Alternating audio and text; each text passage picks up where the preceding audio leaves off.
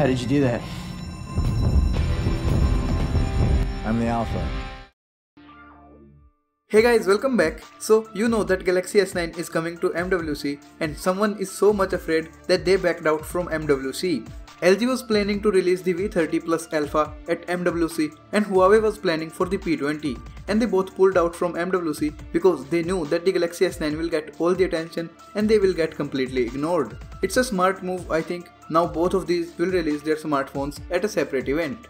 The release date of the Galaxy S9 and S9 Plus is getting closer and closer, and we are seeing more and more of the Galaxy S9 leaks.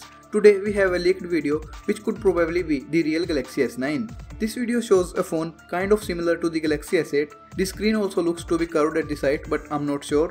In this video we can see they are testing the display touch sensitivity. The thing which makes me a little suspicious is that it's not a direct video. It's a video of a video being played on a screen. As we can see this little cross button over here. We knew that the Galaxy S9 will feature a bottom bezel shrinked to a great extent and the top bezel reduced just a little bit. I can't exactly say how much smaller the bottom bezel is as compared to Galaxy S8 because this video is of very low quality and the angle of this video also makes things further confusing. So I would say that there's a great chance that this could be a fake, but I will also say that there's a slight possibility that this could be the real Galaxy S9. So yeah guys, that's it for now. Let me know one thing, do you guys think that it's a smart move from LG and Huawei to pull out from MWC? I think, yeah, why not?